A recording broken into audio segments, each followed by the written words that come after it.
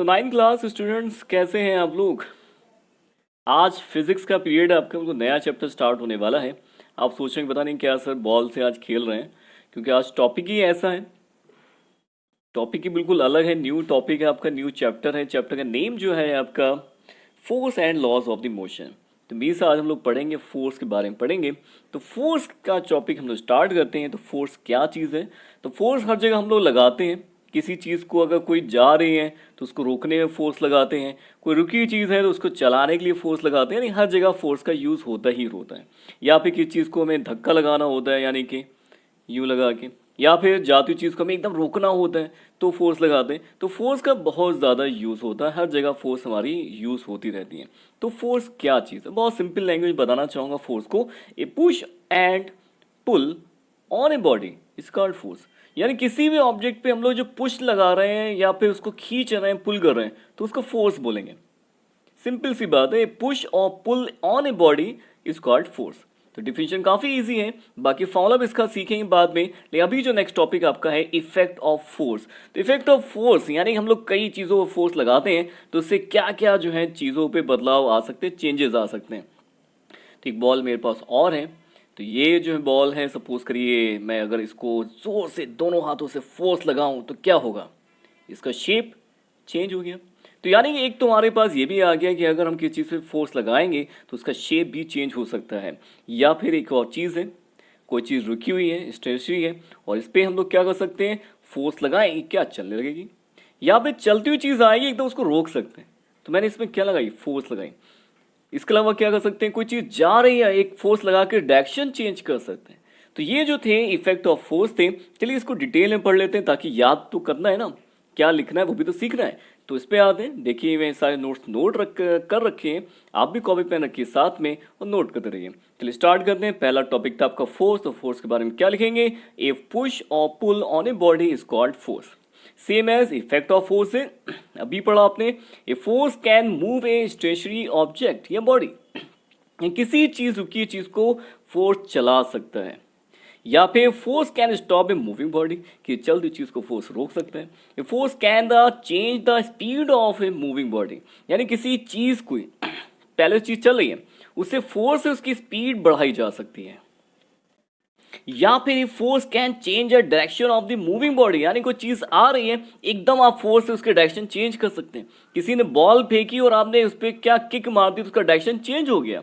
ये force can change the shape of object, यानी भी मैं सिखाया था आपको, दिखाया था, अगर मैं इसको क्या कर रहा हूँ, पुश कर रहा हूँ, फोर्स लगा तो उसका शेप चेंज हो रहा है। तो यानी फोर्स करिए हम लोग किसी चीज़ का शेप भी चेंज कर सकते हैं, सिंपल सी बात है।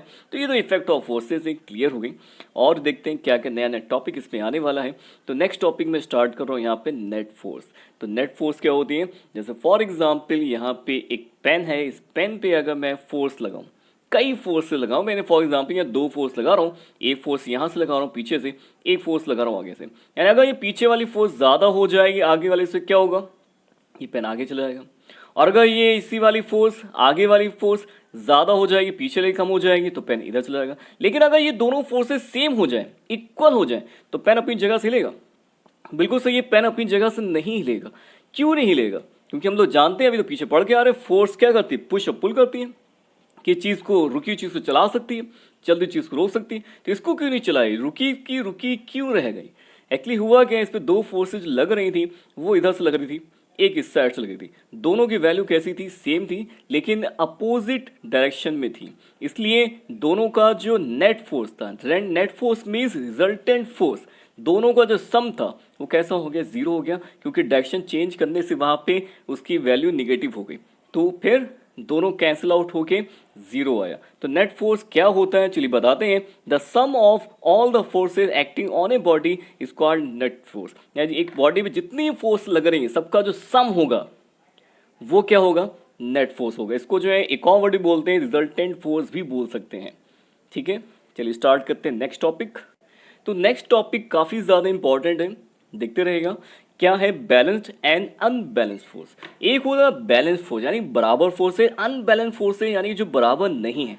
तो आखिर बराबर कौन सी फोर्सेस नहीं होती, बराबर कौन सी होती हैं, चलिए उनके बारे में पढ़ लेते हैं।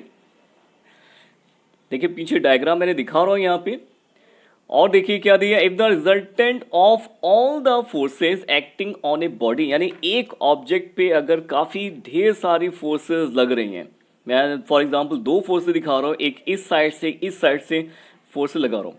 अब क्या दें, इस जीरो, यानी कि अगर किसी ऑब्जेक्ट पे काफी ज्यादा फोर्सेस लगे, उनका नेट फोर्स, यानी net force means resultant force अगर जीरो आ जाए, तो वहां पे the forces are called the balance force. Balance force means वो फोर्सेस का ग्रुप जिनका नेट फोर्स कितना आएगा, जीरो आएगा, उसको बोलेंगे बैलेंस फोर्स। अभी मैं बताऊंगा कि नेट फोर्स जीरो कैसे आ जाता है, उसके बारे में बताएंगे। And the balance force can not be produce motion, यानी कि बैलेंस फोर्स कभी कभी क्या करती है, मोशन प्रोड्यूस नहीं करती है। अगर ऑब्जेक्ट रुका है तो रुका रहेगा इन ए स्टेशनरी बट और स्टॉप ए मूविंग बॉडी, यानी कि अगर कोई चीज चल रही है उसको रोकेगी भी नहीं, क्यों, बैलेंस फोर्स है। जैसे फॉर एग्जाम्पल साइकिल चल रही है, आप पैडल मारना बंद कर दो, साइकिल रुक जाएगी। क्यों रुक जाएगी, क्योंकि वहां पे फ्रिक्शनल फोर्स लगेगा जो आपकी साइकिल को रोक देगा। लेकिन अगर आप कॉन्टिन्यूसली अगर उतनी फोर्स लगाते रहें जितना फ्रिक्शन है, तो आपकी गाड़ी चलती रहेगी, साइकिल रुकेगी नहीं, क्योंकि आप वहां पे बैलेंस्ड फोर्स दिखाएंगे। क्योंकि वहां पे नेट फोर्स कैसा हो जाएगा, जीरो हो जाएगा, क्योंकि आप साइकिल पे उतना ही फोर्स लगा रहे हैं जितना फ्रिक्शन लग रहा है। तो वहां पे नेट फोर्स जीरो होने की वजह से वो साइकिल आपकी नहीं रुकेगी, चलती जाएगी। तो वो एक बैलेंस फोर्स का ही एग्जाम्पल होगा, जहाँ पे नेट फोर्स कैसा मिलेगा, जीरो मिलेगा। और नेट फोर्स जीरो होने से अगर कोई चीज चल रही है तो चलती जाएगी, रुकी है तो रुकी रहेगी। चलिए मिलते हैं नेक्स्ट टॉपिक पे, अनबैलेंस फोर्स। तो अनबैलेंस फोर्स बिल्कुल सिंपल सा हो गया, अनबैलेंस यानी एक जो ऑब्जेक्ट पे अगर फोर्सेस लगे और इनका नेट फोर्स जीरो ना हो, तो उसको क्या बोलेंगे, अनबैलेंस्ड फोर्स। चलिए, तो अनबैलेंस्ड कब हो जाएगा, जैसे फॉर एग्जांपल अगर नेट फोर्स जीरो ना आए, मीन्स यहाँ पे फोर्स मैं लगा रहा हूं, एक तरफ से ज्यादा फोर्स लगा दें, एक तरफ से कम फोर्स लगा दें, तो क्या होगा, ऑब्जेक्ट मोशन करता हुआ निकल जाएगा। तो ये नेट फोर्स जीरो नहीं थी। तो जब भी नेट फोर्स हमारी जीरो नहीं आएगी, तो वहां पे अनबैलेंस फोर्स का एग्जाम्पल होगा। जैसे फॉर एग्जाम्पल डिफिनेशन क्या है, if the resultant of all the forces acting on a body is not zero, then the forces are called unbalanced force. Unbalanced force can move a stationary body, किसी रुकी चीज को unbalanced force चला सकता है, और they can stop a moving body, किसी चलती हुई चीज को रोक सकता है। तो ये चीज थी, नोट करते रहिए। चलिए स्टार्ट करते हैं नेक्स्ट टॉपिक। जो नेक्स्ट टॉपिक बहुत ही ज़्यादा इंपॉर्टेंट टॉपिक है, ये चैप्टर का सबसे मेन पार्ट है, इस पर बहुत फोकस करिएगा, देखिएगा मैं क्या बताने जा रहा हूँ। तो इसमें जो टॉपिक आपका है Newton's law of the motion. तो यानी कि न्यूटन एक साइंटिस्ट थे, उन्होंने कुछ मोशन के लॉज दिए हैं। वो कितने लॉज हैं, Newton has the given 3 laws of the motion for the moving body. तो इन्होंने मूविंग बॉडी के बारे में 3 लॉज दिए हैं, वो क्या है, बहुत इंपॉर्टेंट है, देखते रहेगा। पहला लॉ बोलते हैं Newton's first law of the motion. ये फर्स्ट लॉ होता है, मीन्स 3 लॉज है, उसमें पहला लॉ बता रहा हूं आपको क्या है, a body at rest will remain at rest and a body in motion will continue in motion when not the acting A external force on it. तो सीधी सी बात है, अगर यहाँ पे कोई चीज बॉल रखी है, हमेशा ये यहीं रखी रहेगी। आज देखेंगे, कल देखेंगे, परसों देखेंगे, यहीं रहेगी। क्यों रहेगी, इस पर कोई भी एक्सटर्नल फोर्स नहीं लगी जो इसको चला सके। फिर बताना चाहता हूं, ये बॉल यहां रखी है, हमेशा यहीं रखी रहेगी, कभी अपनी जगह से हिलेगी नहीं। हिलेगी तब जब मैं इस पर कोई अलग से एक्सटर्नल फोर्स लगाऊंगा। इस टाइम जैसे मैंने एक्सटर्नल फोर्स लगाई, इसने जगह बदल दी। तो ये फर्स्ट लॉ है इनका। फर्स्ट लॉ न्यूटन के ये है कि अगर कोई चीज़ चल रही है तो हमेशा चलती रहेगी, अगर कोई चीज़ रुकी है तो हमेशा रुकी रहेगी, जब तक उस पर कोई भी एक्सटर्नल फोर्स नहीं लगती, या कि एक्सटर्नल फोर्स जब तक नहीं लगती है वो चीज़ चलती ही रहेगी, कभी नहीं रुकेगी। अगर रुकी है तो हमेशा रुकी रहेगी, जब तक उसको रोकने के लिए कोई एक्सटर्नल फोर्स ना लगे चलाने के लिए। ठीक, क्लियर। जैसे आप सोच रहे हो कि चलाने वाली बात कैसे थे, साइकिल आप चलाते हो, रुक क्यों जाती, क्योंकि वहाँ फ्रिक्शनल फोर्स लगता है, एक्सटर्नल फोर्स लग रहा है जो उसको रोक रहा है। लेकिन अगर वो फ्रिक्शनल फोर्स ना हो, एयर फ्रिक्शनल फोर्स भी ना हो, कोई सा भी फ्रिक्शनल फोर्स ना हो, तो वो आपकी साइकिल कभी नहीं रुकेगी, हमेशा चलती जाएगी। तो यही था first law of the motion, a body at rest will remain at rest and a body in motion will continue in the motion when not acting a external force on it। Simple सा clear हो गया होगा। अब start करते हैं next topic.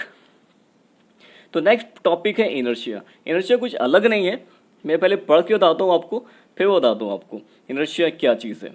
Inertia is that property of a body due to which is resist a change in the its state of rest और uniform motion. Means जैसे for example अभी दिखाता हूँ मैं करके, देखिए इनर्शिया के बारे में प्रैक्टिकली बताना चाहता हूँ, जरा देखते रहेगा। ये मैंने यहाँ पे कंपास ले लिया है, इस पेपर पे एक शीट पे रख दिया है, ठीक है। अगर मैं शीट इसको बहुत ही एकदम से मैं खींच लूँ तो क्या होगा? क्या देखा आपने? पेपर वहाँ से जा चुका है लेकिन कंपास वहीं पे रह गया, वो उसके साथ क्यों नहीं आया? तो हम लोग इसी के बारे में पढ़ना है, तो बता सकते हैं आप, थोड़ा बहुत जान सकते हैं, पता है आपको कि आखिर कंपास वहाँ पे क्यों रह गया, वो पेपर के साथ क्यों नहीं साथ में आया। मैंने इस पे पेपर पे ये कंपास रखा था और पेपर इमीडिएटली मैंने यहाँ से खींच लिया तेज़ी से, तो ये कंपास वहीं रह गया। तो क्यों रह गया, चलिए पढ़ते हैं इसके बारे में। तो ये जो हुआ है इनर्शिया की वजह से हुआ है। इनर्शिया एक ऐसी प्रॉपर्टी है किसी ऑब्जेक्ट की जो उसके मास पे डिपेंड होती है। जितना ज़्यादा मास होगा इनर्शिया उतना ज़्यादा होगा। इनर्शिया क्या चीज़ है? इनर्शिया उसकी ऐसी ऑब्जेक्ट की प्रॉपर्टी है जो उसे अपने आप को वहीं पे रोके रखने की एबिलिटी देती है, या फिर अगर वो चीज़ चल रही है तो हमेशा वो चलती ही रहने की प्रॉपर्टी उसको देगा। तो इसी को बोलते हैं इनर्शिया। इनर्शिया क्या चीज़ है? ऑब्जेक्ट की ऐसी प्रॉपर्टी है जो उसको वहीं पे अपनी जगह पे रोके रखने की एबिलिटी देती है। ये किस पे डिपेंड होती है? ये उसके मास पे डिपेंड होती है। जितना ज़्यादा मास होगा उसी में उतनी ज़्यादा इनर्शिया होगा। यानी ज़्यादा हैवी अगर मैं यहाँ पे लेता कंपास, तो यानी कि पेपर अगर मैं खींचता तो ये बिल्कुल भी अपनी जगह से हिलता नहीं, थोड़ा और अभी हिला था लेकिन बिल्कुल भी नहीं हिलता, जिसका यानी कि इनर्शिया ज़्यादा हो जाता अगर इसका मास ज़्यादा होता। लेकिन पेन अगर लूँगा तो इनर्शिया इसका कम होगा क्योंकि इसका मास कम है। तो क्लियर हो गया होगा आपको कि इनर्शिया क्या चीज़ है। एक ऐसी प्रॉपर्टी है जो ऑब्जेक्ट को रोके रखती है या फिर चलने देती है। तो ठीक है, मिलते हैं फिर नेक्स्ट वीडियो में नेक्स्ट क्वेश्चन के साथ, नए नए टॉपिक के साथ। लाइक करिए, शेयर करिए। मिलते हैं नेक्स्ट वीडियो में। अगला टॉपिक बहुत इंपॉर्टेंट होने वाला है आप लोगों के लिए, क्योंकि इनर्शिया के बारे में आगे हम लोग सीखेंगे आखिर कहाँ कहाँ इसका यूज़ होता है।